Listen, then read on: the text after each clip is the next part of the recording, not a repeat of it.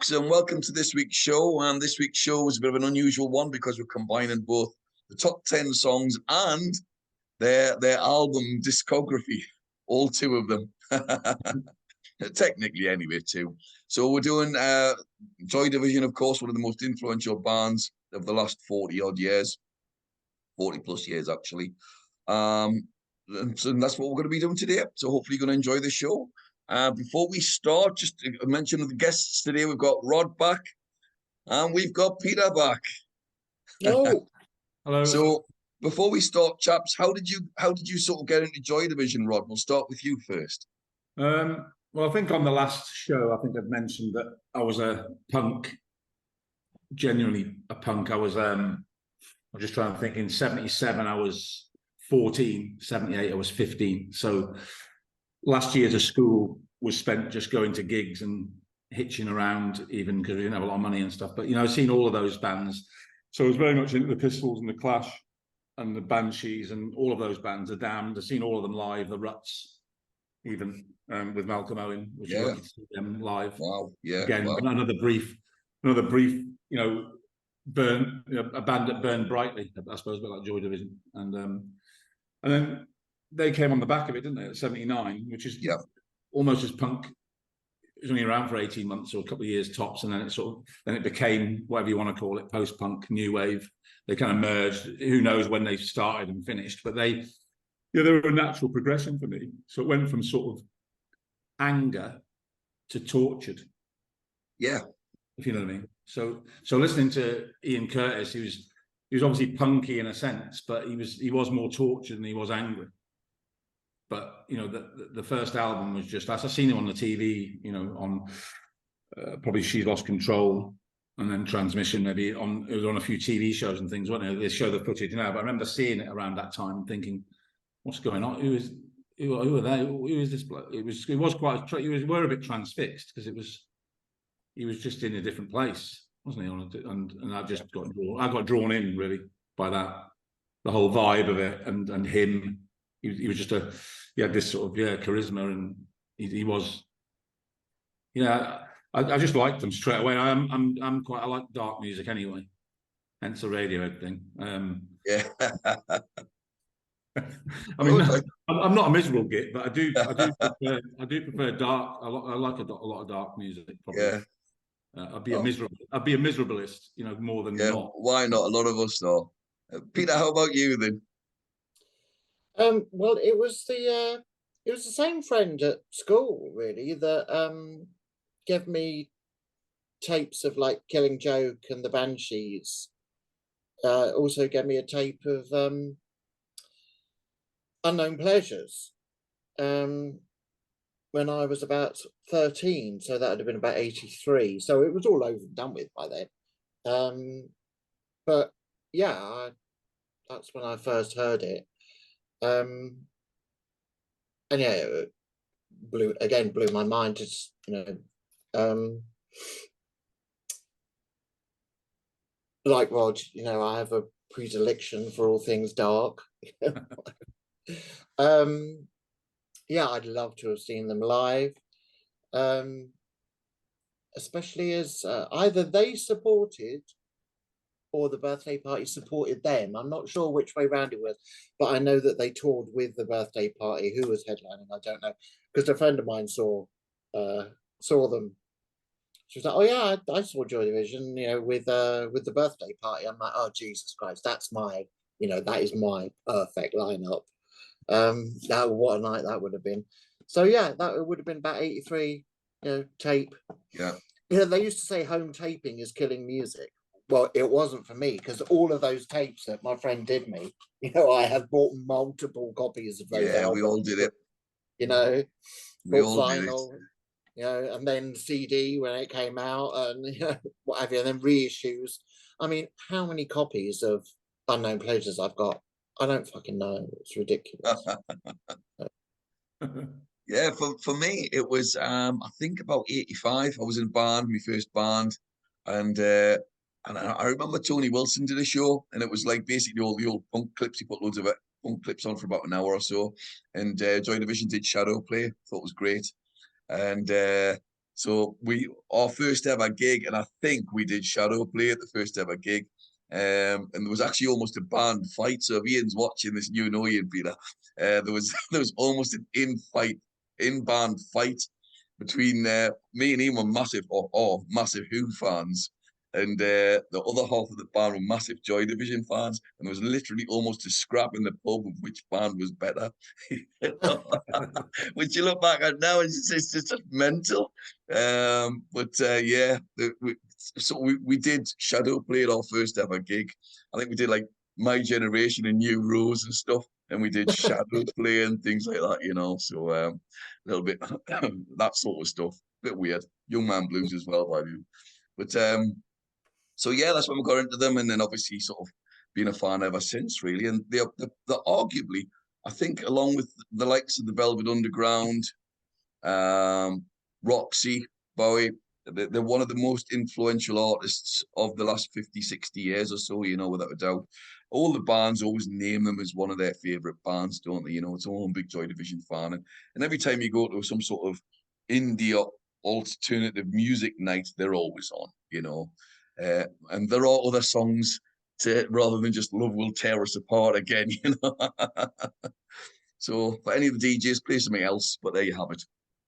So tonight we're going to start off, we're going to do the top 10, and then at the end of the show, we're going to just rank the two albums, which one we prefer and why, and just give them a star rating as well. So 10 great songs from a very small catalogue, Mac catalogue, and Rod, we're going to start with you. So what have you got in at number 10? Well, 10 for me is it's the first track on Pleasures. Disorder is 10 for me. It's a little bit, some of these are a bit sentimental as well, as opposed to, I was looking at it thinking, well, I like all their songs almost, and then ranking them. I was trying to think of what criteria I would use, and some of them are in there because of that reason, and because it's the first track on that album, and it's just the guitar hook and the feel, that whole sort of like stark industrial kind of, it got me into them in a way, although because it's the first track on the album, I put it on first a lot, and it's just been with me a long time, and it does encompass them in a lot of ways, really. Certainly that first album, and I've got a bit of a penchant because they're a real band of, they don't do any mid-tempo songs, so they've got up-tempo kind of riffs like this one, and then quite pedestrian tracks generally. They don't do very many mid-tempo songs, and I've got a penchant for their up-tempo songs, and up-tempo is really the wrong term because nothing about them's up-tempo in terms of mood, but in terms of pace, I do like their up-tempo. I like the pacier tracks, even though all their stuff's dark, and I suppose Disorder makes the top 10 because it just if I hear it, if I just sometimes you hear a song, it might be on the radio or just be on in a club or something, it just makes me smile, which is a sort of wrong reaction really, but it's just, oh, that's one of the first songs of theirs I've ever heard, and it's the first track on their first album, and it's just very them really, and it reminds me of them instantly.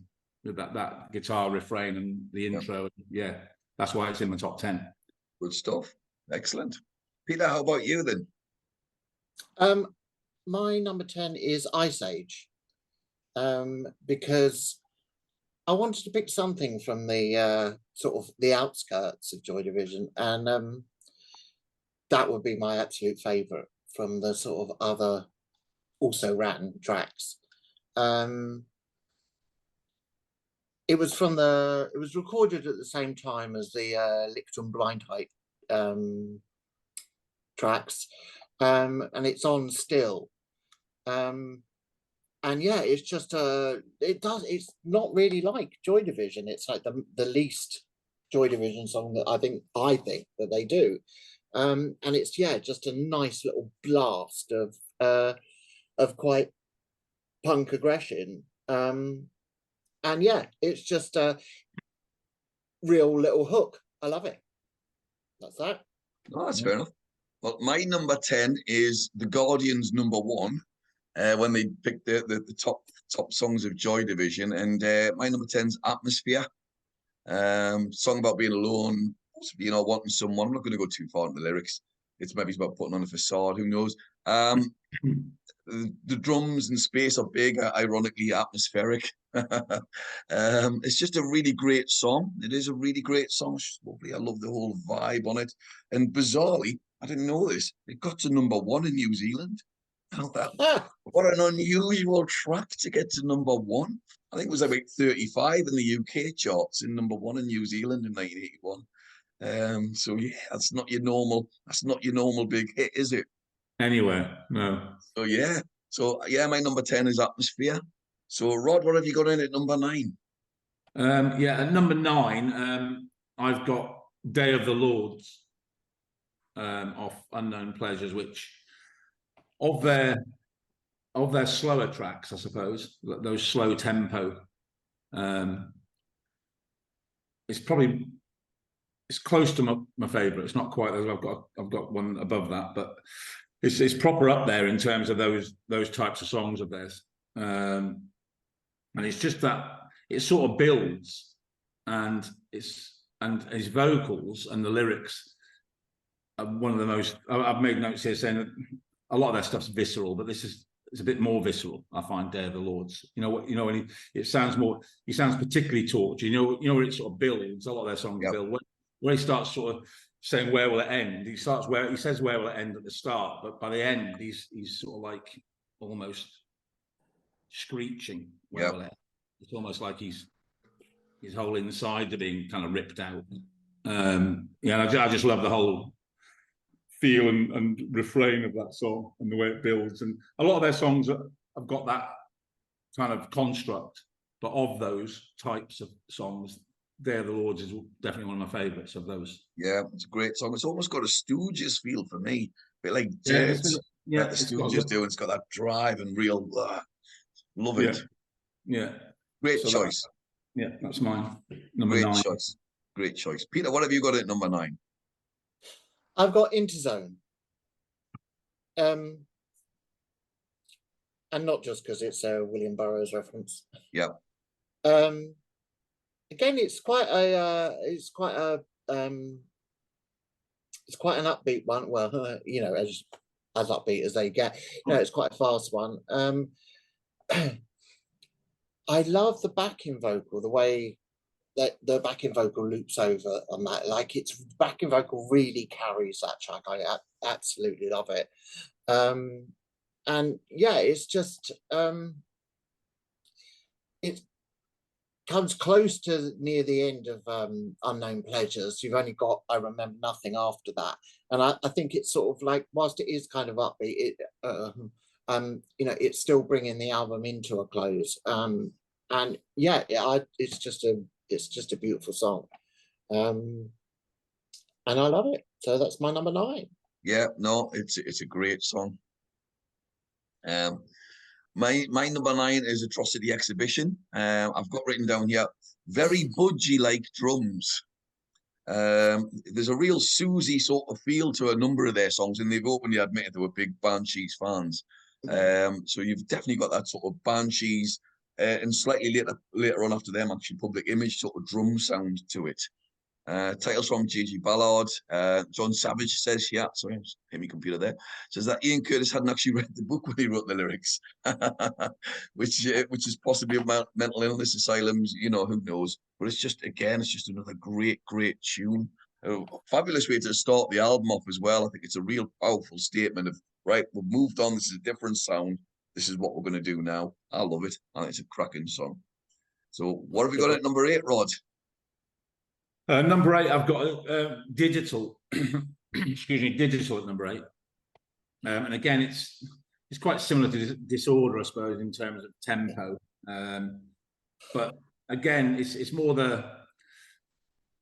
it reminds me a bit more of a live track. I mean, I've never seen them live, which I had done. But again, it's quite it's very raw. The vocals are quite raw and seem particularly personal. A lot of his stuff obviously is personal because of all of his travails and things, but this particular song, that whole refrain of feel it closing in, and you can it sounds like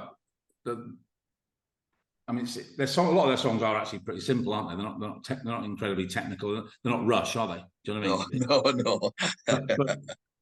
Well, I hate Rush, but anyway. So I have arguments with my mate about Rush. Anyway, but what I mean is, it just shows you within a simple song, you can sing, feel it closing in, and day in, day out, day in, day out, day in, and that repetitive refrain, but the energy in it, and the way that song's constructed, it exactly sounds like that and exactly feels like that. And it convinces me anyway. That's why it's in very uncomfortable song. It is, yeah. It's sort of I love it, but it is unsettling. But that's probably it's very abrasive. It's probably why I like it. It's probably why I like it. Yeah, it's probably why it's in there. Yeah, so it's on the edge of my lists, actually, just on the edge. Well, Atrocity Exhibition was probably about 12, 11. Yeah, just that was on the fringe as well. But anyway, there's a lot of. I mean, claustrophobia is a massive theme, isn't there? There's a massive theme within his. Oh yeah, in his writing. It's very. I mean, obviously the whole Stark whole thing there, but claustrophobia is massively. And it's similar like Nazi imagery as well as the other thing I get, you know, and you think there's all of that there as well. But we'll come into that a little bit with some of the songs, maybe. Peter, how about you? What have you got next? Where am I? She's Lost Control. I thought I'd go Poppy. Yeah. Again, you know, they don't do Poppy, but you know, I mean, ultimately, there's only one track by them that doesn't set my heart on fire. Everything they committed to vinyl, I adore. Every single track is 5 stars. I don't really care what's on my list. I could happily choose any of the songs. Apart from Passover, that's the only one that I wouldn't, and that's still a 4-star song. But other than that, I don't really care. Anyway, so She's Lost Control. I mean, it's just a bop. You know, that is just one classic. You know, it just of that era. You know, it just okay. So yeah, we know it's about not schizophrenia. The other one. Epilepsy. What do I mean? Epilepsy. Epilepsy. That's it. Yes. And yeah, I mean, potentially uncomfortable listening, etc. But you know, presented in just a way that you know it's just an absolute belter of a track. There's some weird cover versions out there. I think we've mentioned this before, haven't we, Sid, about the Grace Jones cover version of this. That is truly strange, but still, it stands up to it. She's great. You know, let's be honest here. Joy Division have had some dreadful cover versions. Some people have butchered this band, but yeah. Anyway, so She's Lost Control. That's another. Nobody's butchered them more than Noel Gallagher, but that's another story. What did he do? He did Lovewell Terrace Apart. It absolutely stank the room out. It was atrocious, or is atrocious. My number 8, it's terrible, Peter. It's worth listening just for the laugh. No. My number 8 is Interzone, like yourself. You know, obviously the William Burroughs reference there, and where the book's set in the Interzone, an imaginary location. And again, claustrophobia, paranoia, fear, authoritarian controls, all there.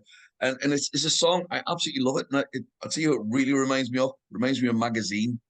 I think it's got a real Magazine feel to it as well. Magazine. And it's really got that sort of feel to it as well. You can tell those bands were all around each other at the time. And of course, famously, Joy Division supported Buzzcocks in 79. I mean, that would have been a great line. I would have loved to have seen that. And it's definitely got that Magazine feel to it. I absolutely love it. I love the power on it, the speed on it, as fast as they go anywhere, you know. So it's really it's just got a great groove on it. Love it. So yeah, that's my number 8. Rod, what have you got in at 7? Well, my number 7 is actually Peter's number 8. Yeah, She's Lost Control. I've got at 7. For the same reasons, really. I mean, it is just it's about epilepsy. It kind of sounds epileptic almost. You know, the kind of the staccato noises in the intro, and And obviously it was a personal experience, wasn't it? Apart from he didn't know he had epilepsy, but it was in the whole Control film, wasn't it, where he's seen someone where he worked had a fit and then found out she died. So there's a real. So although it's unsettling, it's probably because you know the backstory behind it. It's actually there's probably some empathy in there as well. You know, when he wrote it and when he was performing it, he probably did genuinely feel, you know, that connection. Probably knowing that, you know, having experienced it personally and stuff. And I just think that it's sort of, it is almost poppy. Well, for them, I suppose. I mean, you know, normal non-indie people might not find it particularly poppy. If I played it to my wife, she'd sort of go, that isn't pop music, but I think it is catchy and it's kind of unique. It's a bit unique within their catalogue, I think, as well. Yeah, I mean, a big shout out for the production, of course, and like Martin Hannett and all the rest of it. Yeah, very unique sound. Has got a great production, that track. Yeah, very unique, different sound, wasn't it? You know, to the rest of the album, and to most of it does stand alone as one of their songs. Yep. It's clearly them, but yeah, it's got a uniqueness about it. So it definitely deserves, wherever it lands in their top 10. I think it probably in most people's Joy Division top 10s, probably. Yeah, I'll be surprised if it's not. It's 7 in mine anyway. So yeah, it's great. Peter, it is great. Peter, what have you got at 7? I have New Dawn Fades. Very melancholy, just so beautiful. And I think it was one of the, when I was listening to Unknown Pleasures, when I was first sort of listening to it, it was one of the ones that I hooked into pretty much immediately. The whole line about the loaded gun won't set you free and all of that sort of stuff, just really beautiful. Yeah, and it feels kind of Banshees as well. It could have popped off a kaleidoscope. Yeah, and it's just, you know, it's just an absolutely beautiful song, and I love it. Good choice. Well, my number 7 is Decades. About war. It's you know, it's just a great closer, if you like. I've written here a truly great song. The electronica and melancholy feel remind me of something from ABBA's The Visitors. With the keyboards, I think there's a real sound similar lick. You know, I don't know if you can hear it, Peter, but there is. Yeah. Oh my God, I'd never thought of that. That's fucking amazing. Sorry, that's amazing. That is, that is a lick and a half. I'm totally with you there. Yeah, I thought it really does remind me. I'm a big fan of The Visitors as well. It's a great album. And it's just a great song. You know, the lyrics, you know, just stressing the depiction of a soldier suffering with PTSD. You know, you got the line, we knocked on the doors of hell's darker chamber, pushed to the limit, we dragged ourselves. It's just fantastic. Really good lyrics, really great imagery, really dark. The keys are fantastic. It's really, I suspect that's the sound they would have moved into. Had he lived on, I think that's maybe the sound that they would have maybe moved on to, but we'll talk about that soon. But yeah, great song. And that's my number 7 is Decades. What have you got at number 6 then? Yeah, number 6. Number 6 for me, I've got down here is it's actually a toss-up between two, but I went with The Eternal is number 6 for me, because I've written down here it's the closest thing to the description of or being at a funeral without being at a funeral. And funny enough, it's very personal to me because I've been to a lot of funerals. Like both my parents died by the time I was 14. It's a personal thing, but so I'm the youngest in my family, and all my relatives are really old. So I used to joke with my mates that if I contacted the McWhirter brothers from the Guinness Book of Records, by the time I was 30, I'd have been to a world record amount of funerals. And I wouldn't be able to verify that, but I reckon I would have been. And because of that, that's why that song's really close to my heart, because I've been to so many funerals. It's untrue. And when I listen to it, I just, I'm just at a funeral. The walk into the gate, the leaves, the flowers, just all of the imagery. Yeah. And the tone of it, the mood of it. It's just a beautifully sad, epic track, I think. Yeah, I suspect. I think he's Yeah. going to be one of those that in years to come, and I think there'll be a few writers, well, there might be another one as well, and a few others, where they'll actually start teaching some of the lyrics in a poetry form in the classrooms, you know, like the anthologies that they do. Just I an think aside, I made a note. I'm a fan of Grant Lee Buffalo. I don't know if you know that band. Yep. They made more than 2 albums, but their first 2 albums are really, really good. And now Grant Lee Phillips he's got a solo career beyond them, and he's done some really good songs. But he's got an album, a CD album of covers called 1980s. I don't know if you're aware of that. No. Basically, you should check it out. Basically, it's all his favorite tracks, indie tracks, his favorite indie tracks from the 80s, and he covers them all acoustically. And the Eternals on it. All right, I'll check it out.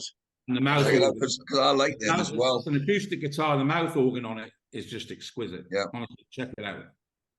I'll check them out. And I'll mention Sign there, who got me into them fairly about a year ago. So there you have it. Good shout out for Sign.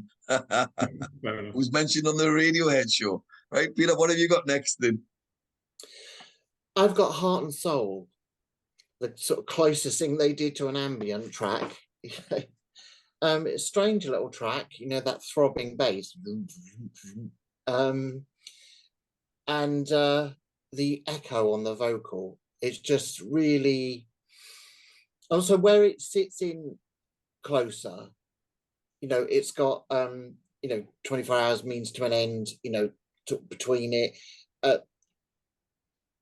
That whole second side of Closer is really perfect to me and very personal. And yeah, Heart and Soul, it's just incredible. And it's also not that heavy, and on an album of the weight of Closer, it's sort of like the bit where you come up for air, almost, not entirely, but you know what I mean. So yeah, that would be Heart and Soul for me. Right, okay, well, my number 6 might shock a few people, is Love Will Tear Us Apart. Obviously a great song. I've just heard it so many times.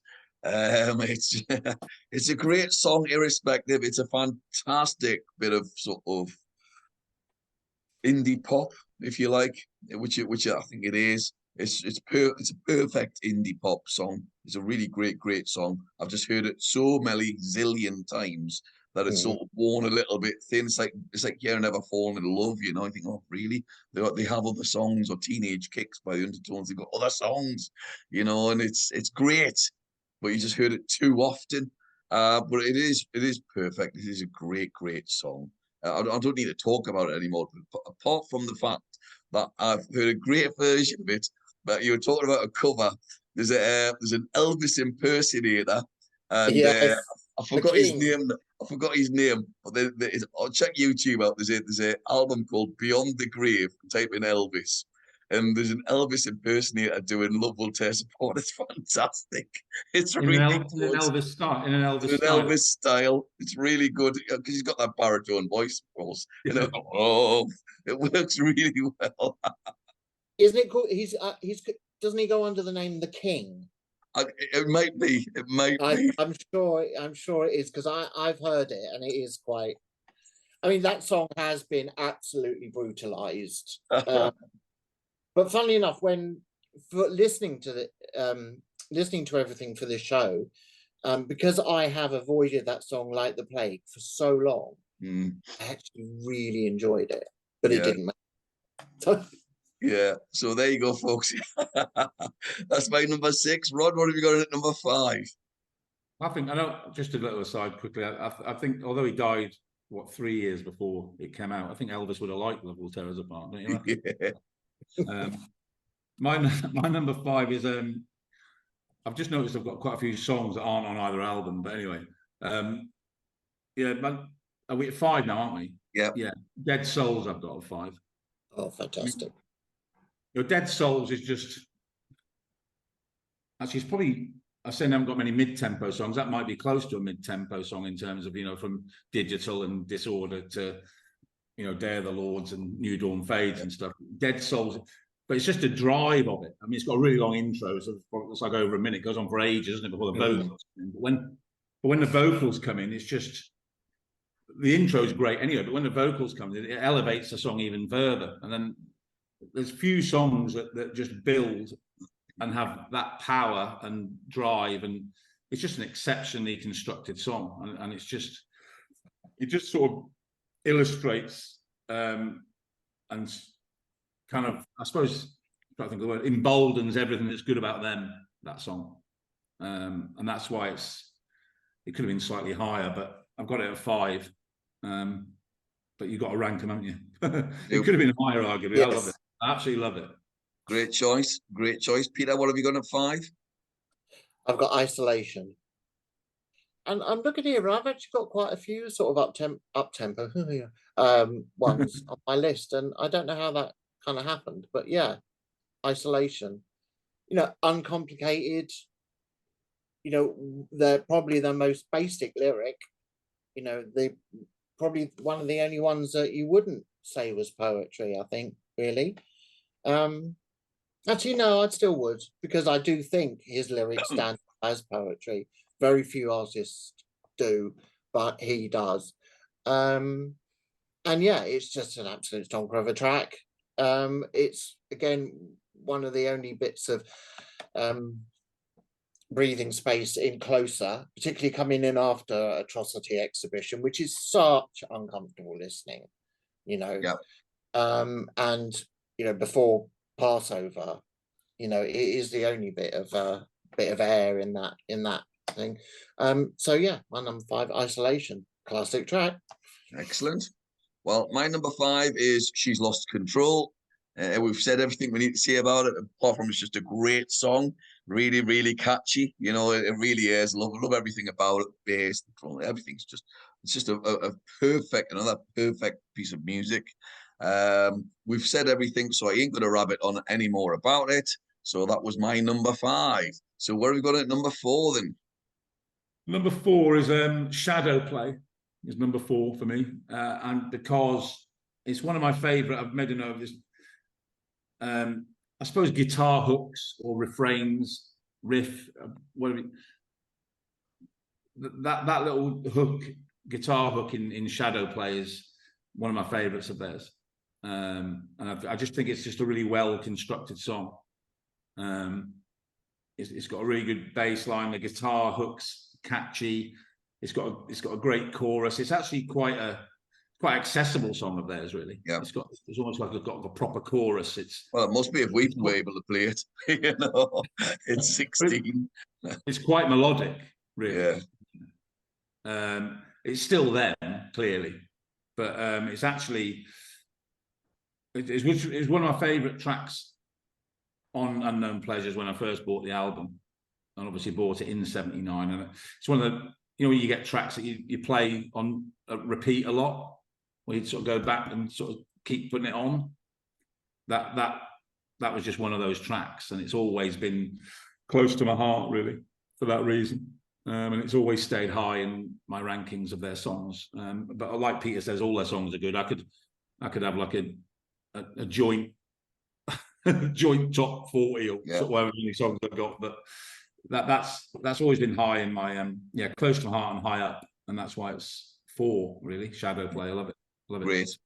Great choice. Peter, what's your number 4? Is Means to an End. Quite a sort of slow tempo, little actually no, it's not really slow tempo. Yeah, I think that's quite a mid-tempo one, really. Means to an End. Again, it's at the back part of Closer, and that for me is, I think, my favourite suite of songs. Second side there. The lyrics to it are fantastic, and yeah, it's just one that I always really, really enjoy, connect with. Yeah, number 4, Means to an End.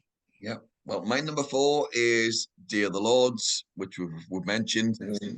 Again, I've written here again, I've got written the words Nazi feel, Nazi World War II type feel to it. In terms of the darkness and the whole concept, of course. It's great production though. I love it. I love the guitars, the whole drive of the song, the end, as I was saying before there, it's really powerful, really, really powerful. It's just got something about it. It's really, really magical. This could have been much higher. This could have been 1 or 2 really if I wanted. And as you say before, they just sort of toss them up in the air. So right, well, that'll be today. That's number 4 for me, but that could have been number 1 on any given day. It's just a great song. So what have we got in at number 3? Well, number 3 is Love Will Tear Us Apart, which, you know, you could leave it out because everyone's heard it as much as they've heard Agadoo, haven't they? You know, it's on a par in terms of how many times you've heard it, but it is really it's a perfect pop song almost, isn't it? They're not a band that you'd associate with writing a perfect pop song, but you know, the Buzzcocks wrote "Ever Fall in Love with Someone You Shouldn't Have Fallen in Love With," which is probably another pretty much perfect pop song that came out of an era that was, you know, punk and then post-punk. But they're 2 perfect pop songs, and I suppose when you get a band that is as talented as Joy Division, but you can't ignore it really. I mean, I haven't listened to it, a bit like Peter. I haven't listened to it for a bit because you don't have to, because it pops up on radio stations and the rest of it. But I did listen to it earlier today, a couple of times recently in the last few days, and it's just class, isn't it? You know, and it's easy to. It's a bit. I think you said you can have songs that you start to dislike, like you don't like "Creep." I remember last time because you just heard it like 80 zillion times, and I don't. And Love Will Tear Us Apart, there's an aspect of that to that track, but it's still, you can't get away from the fact that it's just a class, you know, indie pop song. Yeah, it's top draw. Top tier indie pop song. Yeah. You know, along with Boys Don't Cry by The Cure, or you know, without a doubt. You know, it just, sometimes you just get that sort of alchemy. And that's what I think it stands above a lot of the sort of other classic. Yeah, I would agree. Sort of post-punk, you know, it really, because of the strength of the lyrics. Yeah. You know, it is elevated to beyond sort of Creep and Boys Don't Cry. You know, it is a slice of art. It really is. And also proved that they could do that, which is a non-Joy Division style song, but smash it out of the park as well. But and non-album track as well, of course. Bearing in mind the album came out not long after, so could have easily been on. Peter, what have you got at number 3? Great choice, obviously. Transmission. And again, you know, I'm looking at my list and seeing like I've got all the upbeat ones in there, but you know, what an absolute corker. You know, from the earlier part of their recording output. Again, it's like She's Lost Control. You know, it's got that perfect beat, that perfect rhythm. You know, that it's really, you know, a fantastic dance track. Bauhaus did a cover version of it when we saw them live. They were playing, not recorded cover version. They were playing it live, and you know, it really is just makes you want to dance, you know, and that's something that we don't usually associate with Joy Division so much, but you know, for She's Lost Control and Transmission, and I think to a certain extent Shadow Play as well, you know, they really do, you know, they are incredibly dancehall tracks, and whoop, cat, back off. So that's my number 3, Transmission. Can't beat it. Well, you can't, because my number 3 is also Transmission. So, and because it's just great, isn't it? You know, dance to the radio. You know, what more do you want? You know, you could have loads of interpretations to it, but I'm not going to do that. It's just a great sort of dance tune, as you say. Although how you dance to the drummy bit when it sort of kicks in a little bit is quite hard. But it is fantastic. It's a really sort of good proper toe tap, get up and dance type song. It is. It's just, it is magnificent. It's one of those songs if you ever do with your DJ slot, it's one of those songs you always play. So yeah, that's my number 3. So we're down to the top 2 now then, Rod. What have you got in it 2? Yeah, my number 2 is Atmosphere. I know it's lower down on your list, but to me, it's quite hymnal and religious almost, isn't it? It's got this. It's one of their slow tempo ones, but it is a classic track. As soon as it comes on, you know, that keyboard and then the drums and just that stands the test of time just so well, that song. And you associate it with Joy Division. It kind of almost encompasses everything about them. And I've put here it's majestic, but darkly majestic to me. You know, it's almost like a religious experience, really. And you listen to it, I could just lie down in a room and just listen to it and just immerse myself in that majesticness. Well, they did that dark video, didn't they, when they all were wearing like big long cloaks? Yeah, that's right. Those sort of look like kind of hoops, yeah. And he picture of Ian Curtis and all the rest of it, yeah. The imagery, yeah. But it has got that. It's definitely got a religious sort of feel to it. It's a bit funereal as well, obviously. Yeah. But it's sort of regal and majestic at the same time, and it's just a massive track, really. It's a massive. That's why it's so high. It's number 2 because it's like a lot of their other stuff, but it's slightly bigger and slightly better as far as I'm concerned. But yeah, no, let's say there's no right or wrong answers.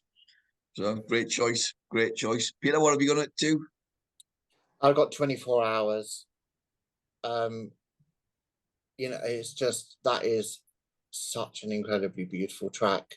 And I like the way the pace of it shifts. I mean, you know what? It's quite hard talking about Joy Division songs, really, without spending half an hour on each one, you know, without getting the lyrics out and really picking them apart. To sort of précis them in, you know, 90 seconds or something it is difficult. And particularly with something like, you know, 24 Hours. It's like when he says, "So this is permanent," you know, it just, the way that whole line, it just is utterly perfect. And yeah, this is it's just really beautiful, like the rest of their stuff, you know. But it connected with me very hardcore at a young age, you know. It really meant a lot to me. Yeah, so that's why it's my number 2. Yeah, great choice. My number 2's Shadow Play. It was number 1 until a couple of days ago. So, and again, just for sentimental purposes, well, no, actually, it's a pretty great song. But I love it's very simple to play. I mean, the guitar is so easy, but it's just, you know what, it's great. Easy's good. It's just a great song. It's very atmospheric. I love the whole slow start, the build up, the almost amateur sounding drums to start with, and then it sort of kicks in.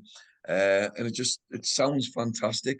The band are really great on this, you know, and it's just got a lovely feel. I love the vocals though, that sort of deep bass voice that he's got going on, and it almost matches the music in terms of the drive, and it just creates a beautiful dark atmosphere. It's magnificent. I've got nothing more to say to it than that. Top tune. So Rod, what have you got at number 1? I'm a bit predictable with my top 3 or 4 actually, but yeah, I've got Transmission at number 1, and I don't make any apologies for it. Like you say, I love all their songs, but going back to the little précis at the start, I was a punk, and from Angry to Tortured, this track probably, along with, you know, Public Image by Public Image, I remember getting that song, which was just after punk, sort of. Yeah. I used to play those two. I've done both on 7-inch single, funnily enough, Transmission and Public Image by Public Image, and I used to play those singles like Where the Grooves outplay them. It was in the newspaper wrapper, wasn't it? Public Image. Yeah. I don't know where that's gone now. I've still got Transmission, I think, but I haven't got the Public Image one. But it wasn't a proper full fold out newspaper. Yeah. But so it's a little bit sentimental because I played the 7-inch to death because it was my sort of, it was part of my genuine transition from angry to tortured and punk to post-punk, I suppose. And nothing encapsulates that more than Transmission, probably. And it makes you, and you can dance to it. Yeah. And it sort of makes you smile, but it shouldn't. Makes me smile anyway. No. It probably shouldn't, but that's why it made it to number one. And so it's slightly personal and sort of, sentimental reasons, but I love all their songs. So some had to be number one, and Transmission's my number one. And that's the perfect reason for it to be number one, at the end of the day, isn't it? That's what it should all be about. Yeah. Great choice. Peter, what have you got at number one then? Well, my number one is completely personal as well, and it's Atmosphere. It's just beautiful beyond beautiful. The Anton Corbijn video is just absolutely incredible. It really is just one of those curled up in a chair on a rainy Sunday, and it's right there. It's just absolutely perfect. It's a perfect song, yeah, so what more can be said? It is perfect. That's it. Number one, Atmosphere. Hooray. Right, well, Mike, that's a great choice. My number one is 24 Hours. Ah, there you go, you see. I thought it's fucking great, isn't it? But Mental Darkness, I love Peter Hook's bass line. It's driving along. It's got a real Banshees feel to it as well, without a shadow of a doubt. I just love the whole thing about it. The lyrics are magnificent. The drive to the whole thing. It's so atmospheric as well. I love that sort of juxtaposition between the sort of soft bit and then the woof when it just sort of roars in. I love all that sort of thing. That's me up to a T. So it's just a perfect song. Great song. Favorite song on that album as well. Obviously, just great song. So yeah, my number one is 24 Hours. So folks, we've done the top 10. We've got some really nice, interesting actually to see how we sort of converged at times as well. Interesting choices there. If you want to send your lists in, folks, that'll be fantastic. Before we go though, we're going to quickly rank the two albums. In terms of stars, do we need to go much into the stars at all? I'll quickly give you a quick rundown in terms of what the star rankings are. I'll go 3 and above because I don't see us doing anything less than a 3. 5 being a masterpiece, 4.5 being essential, 4 is excellent, 3.5 is very good, and 3 is good. So which one have we got in at number 2 then? Which of the two albums have you got in at number 2, Rod? It seems weird ranking 2 albums, doesn't it? No. We could have put the other compilations in. No, it's fine. I've actually got a copy of Warsaw, their album on vinyl. Yes. I've got a copy of Warsaw on vinyl, which is them as well, isn't it? But yeah, Close is number 2. It's difficult because they're both great albums. I love both albums. Going back to tracks that I think Peter mentioned that I like all their tracks except for one that I don't really, don't care for hugely, and it's on Closer. So maybe that's why it's 2. I don't like Colony at all, really much. It's one of the tracks I genuinely don't care for hugely, and it happens to be on Closer. And I suppose, again, being a punk, I prefer the sort of visceral, amateurish, well, not amateurish, but a bit more sort of homemade garage band production of Unknown Pleasures over the more sophisticated production of Closer. And they're the 2 main reasons. I don't dislike Closer production. I'm just the styles. I prefer the more sort of Velvet Underground, homemade, slightly raw production over the slightly more sophisticated production. So how many stars would you give them then, Rod? Well, I'd probably give them both 5, but if I was going to differentiate them, I'd give Closer 4.5 and Unknown Pleasures 5, probably. And Unknown Pleasures probably got more influential tracks on it. Yeah, probably. Peter? Marginally. Same. I'm the same. Yeah. Closer at number 2. Unknown Pleasures at number 1. By default. The only reason that Closer is at number two for me is Passover. That doesn't I like it, but I don't love it. And every single other track of theirs, I love. You know, I think whilst doing research for this, I realised that actually it's been a really long time since I ever listened to just Closer or just Unknown Pleasures. Nowadays, if I put Joy Division on, I just put my playlist of everything on, and I'm not going to stop till I get to the end, you know. And it's been like that way for a good 10 years. So I had to kind of like, you know, hang on, which tracks where? They've all kind of blurred.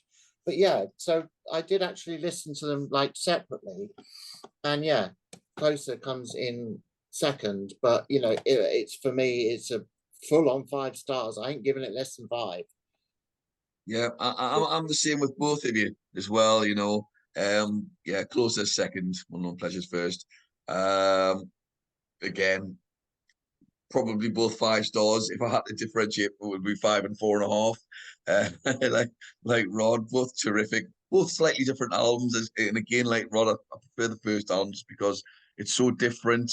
It's just it is a ground. We did it on the debut album show as well. It ranked in my top 20 greatest debuts of all time, for both of us actually. And it is a great. It's just a great album. There's just I'll have to watch that back. I've not seen the debut album. Yeah, there's some interesting choices. Give it a watch, folks. As well, of course, subscribe to the channel and please hit the like button. You know, we're getting people like way high numbers at times, and then people aren't bloody subscribing. So please subscribe. It takes no time. So there's our choices. Just quickly finished there. It's odd. It'll have been interesting to see where they would have went on as a band. I don't really know. It's very difficult to say because the first New Order album it's all right. You can tell it's almost like B-side stuff really because of them trying to impersonate Ian Curtis vocally at times, and it's not quite right, is it? You know, we don't really know whether they went down the electronic route that New Order did. Who knows? It's all open to conjecture, isn't it? You know. Well, I don't know, but we just appreciate the 2 great albums and numerous songs and all the rest of it that they did, which really are superb. So, folks, as we're saying, please send in your lists. All right, it's been a real pleasure. Really enjoyed this. Some interesting discussions here. So, until the next time, folks, look after yourselves from Rod, Peter, and myself. Bye. Well, why do I feel like I'm rainbow for some reason? Till next time, goodbye. Bye. Bye.